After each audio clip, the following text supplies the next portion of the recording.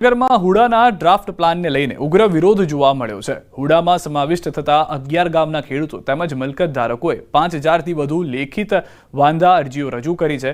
હુડામાં સમાવિષ્ટ થતા 11 ગામની કુલ 19000 એકર જમીન પૈકી 40% જમીન કપાતમાં જાય છે, ત્યારે ખેડૂતોની 25% જમીન રોડ, શાળા, આરોગ્ય અને ફાયરની સુવિધા માટે વાપરવામાં આવશે, જ્યારે બાકી રહેલી 15% જમીનની અર્બન ડેવલપમેન્ટ ઓથોરિટી દ્વારા જાહેર હરાજી કરાશે અને તેમાંથી મળનાર રકમથી વિકાસના કામો કરવામાં આવશે, જેને લઈ ખેડૂતો દ્વારા વિરોધ દર્શાવવામાં આવી રહ્યો છે। જો આગામી સમયમાં હુડા હટાવવામાં નહીં આવે તો ઉગ્ર આંદોલન કરવા માટેની પણ ખેડૂતોએ તૈયારી દર્શાવી છે। 40% અમારી જમીન કાપવાની છે એવો એમનો મનમાં ભાવ પડેલો છે, ક્રૂર ભાવ કહેવાયો અને એ 40%માંની 25%માં વિકાસ કરવો છે અને 15% વેચીને ના પૈસા ઉપજાઈને રોડ કરવાના છે। સરકારમાંથી 6 લાઈન રોડ કરવાના હોય એવું દેખાતું નથી।